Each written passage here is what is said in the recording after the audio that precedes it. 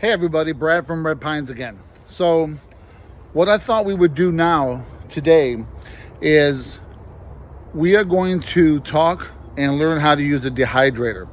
Now, I've been using a dehydrator for many years, and just like canning, dehydrating your produce increases the shelf life. Plus, it's very convenient. When you dehydrate, all you're really doing is you're taking the moisture out of whatever it is you're dehydrating. So for instance, when I dehydrate carrots, peas, celery, things like that, you put the vegetables in a dehydrator and you leave them in there for a certain amount of time. There's charts on how long you leave them in there. And then when it's done, the moisture has been taken out. It looks a little shriveled up, a little smaller, but you can put them into a mason jar, vacuum seal it, or even put them in a bag and vacuum seal them.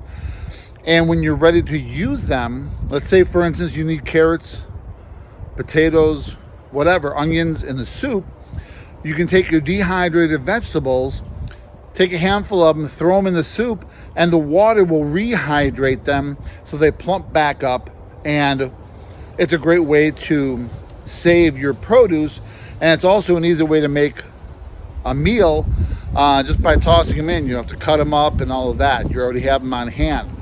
I've also done like beef jerky, which you can't beat homemade beef jerky because you can flavor it with anything.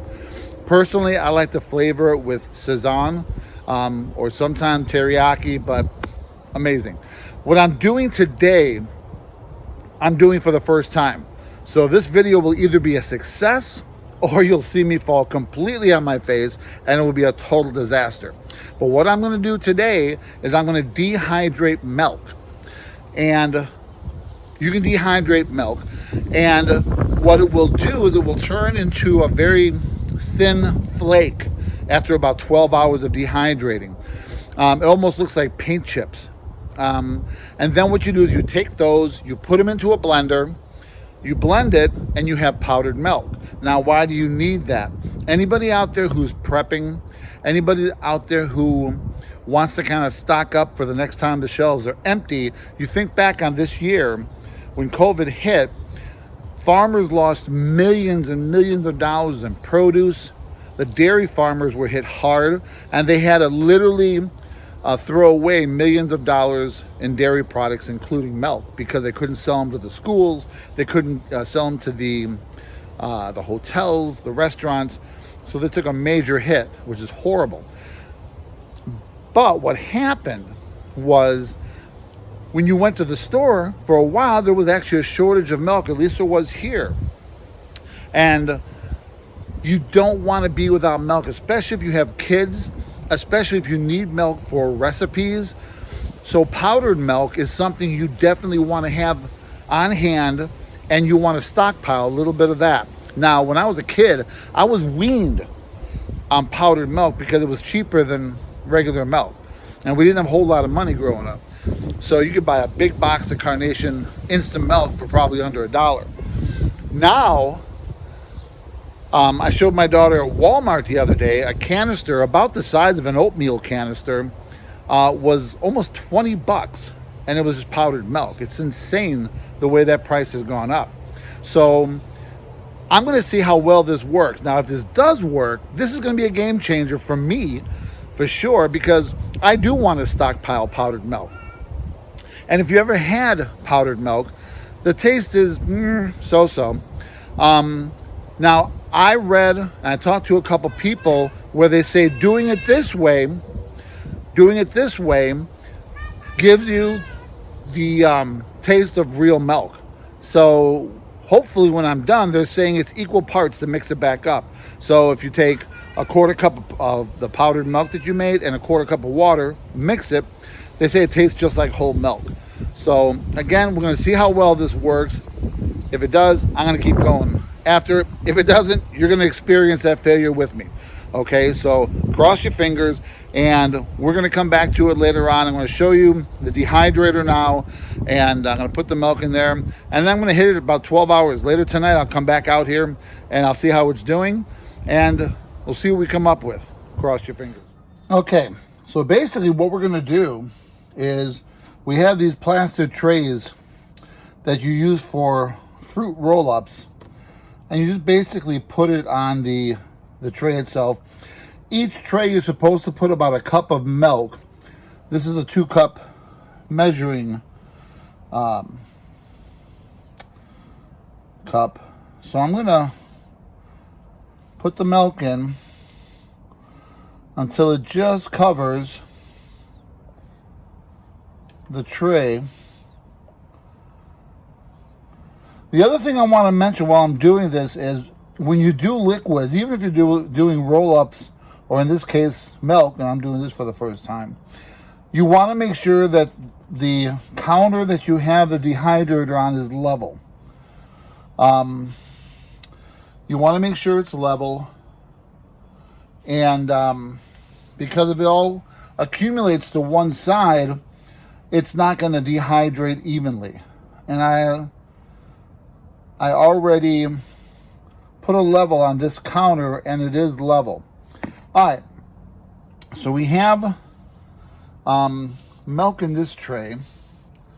I have another tray already set up here that I'm going to place on top of that. And I'm going to do the same thing. I'm going to put the remaining part of the milk in this tray. Then I'm going to turn it on. And then I'm going to come back tonight, about 12 hours later, to see what it looks like. This could be a whole new world for me here. Or this could be a total disaster. But we're about to find out. Okay. So that's it. Now we put the lid on. And this particular unit doesn't have an on and off switch. You just plug it in. And there we go. All right, so the milk dehydrated just as they said it would, but it was really late last night and I brought it in, so I decided to finish the videotaping this morning. Now, the one thing I'll say is that what I did use to dehydrate the milk were 2 fruit roll-up trays that go inside the dehydrator. Now, what I'm not crazy about are the roll-up trays. They're a little bit beveled in the middle. They're not really flat, so the milk kind of gathers around the edge. But they did say that if you have a pan, a flat metal or glass pan that fits in your dehydrator, you can also use that inside the dehydrator. The other problem I had was getting the dehydrated milk out. This is the first time. This is a total experiment for me. So you're witnessing this with me for the first time. I tried scraping it out like they said, and I kind of made a mess of the counter.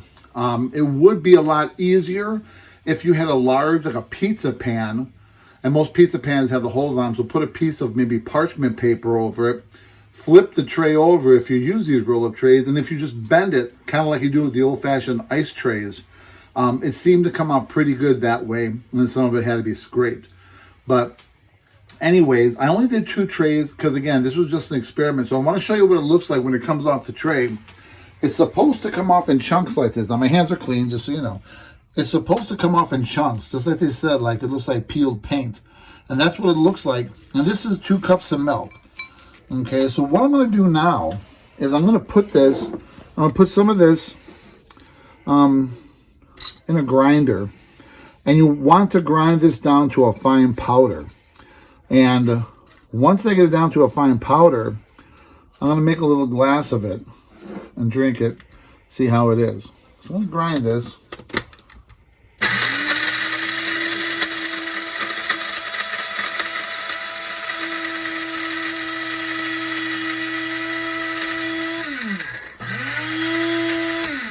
And take a look and see how this is.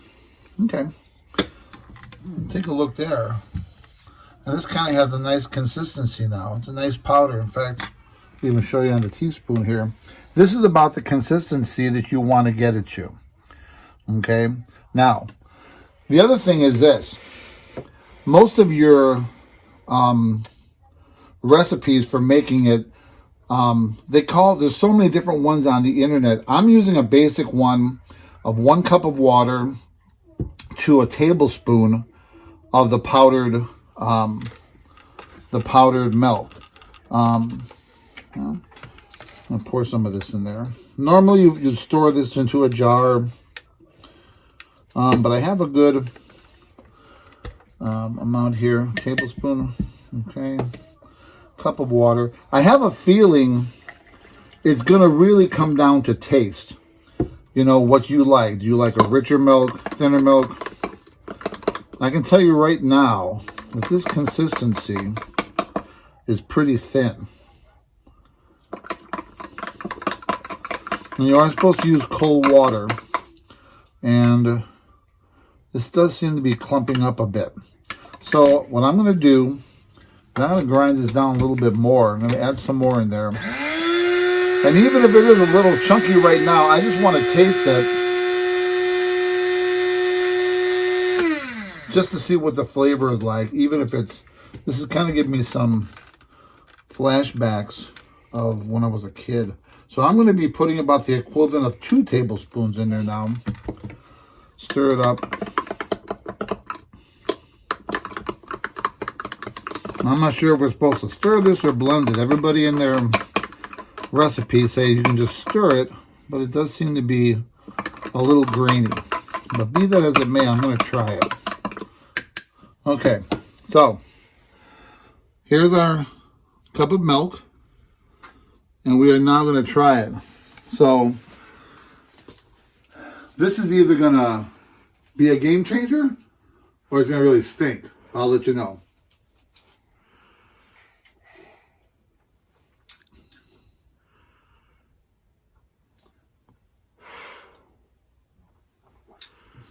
Okay, this is not the best tasting milk I've ever had in my life, but again, I have a feeling it's a matter of blending it, getting it cold.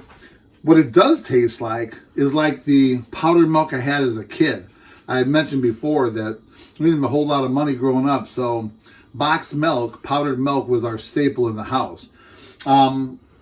And I think it's going to be the taste. I personally would like a richer tasting milk. To me right now, this tastes like a skim milk. If you like skim milk, this would be perfect. That's going to be fine. I would put more of the powder in there for me. I'm going to have to do a lot of experimenting with this anyway, but the good thing is it can be done. And you're not making this powdered milk your main source of milk when things are good. What you basically want is you want to have a few jars of this set aside for if something does happen, and milk is kind of hard to come by, you do have a backup, because you really can't store milk. You can dehydrate milk. You can milk. And I haven't done that yet. But anyways, I'm going to be playing around with this a lot more as time goes on. I'll probably do an updated video. But for now, I think it's totally worth it. It's also good to have for baking, because you can just use this dry for baking as well. And we'll talk more about that later. Anyways, I hope you liked the video. You experienced this with me for the first time. I hope you like it. Please subscribe. If you have any questions, complaints, in this case, suggestions, I'm all ears. Okay, so it's been about maybe an hour since I ended the video on dehydrating milk, because I wanted to play around with it a little bit more. So I did, and it's going to be to your taste. I wound up putting in about 4 tablespoons of powdered milk into a cup of water. Get a little bit closer to like a whole milk taste. It wasn't completely there, but certainly it was acceptable. And you have to remember too that you're not doing this as your main source of milk. You're doing this in case there's ever a shortage of milk. You have a backup plan. The other thing that I was told you could do is make condensed milk by adding sugar to it. So I actually did that as well. And quite honestly, I wound up drinking the entire glass. It was pretty good. So you can actually make condensed milk out of that too if you're ever at a shortage for condensed milk. It's a great backup. I'm still going to be playing around. I'd like to have at least a quart or 2 of this powdered mix put on the shelf. I already have some boxes of powdered milk I've bought over the last couple of years. But again, you can also use the powdered milk for baking. It's gonna be perfectly fine. I want to experiment with a couple different things. Anyways, I'll do an update later on because I plan on doing more dehydrating of milk. Hope you like this, and feel free to subscribe, and feel free to share it. And again, if you have any kind of comments, questions, concerns, suggestions, just write them down below, and I answer everything that comes my way. So again, happy dehydrating, and we'll talk soon.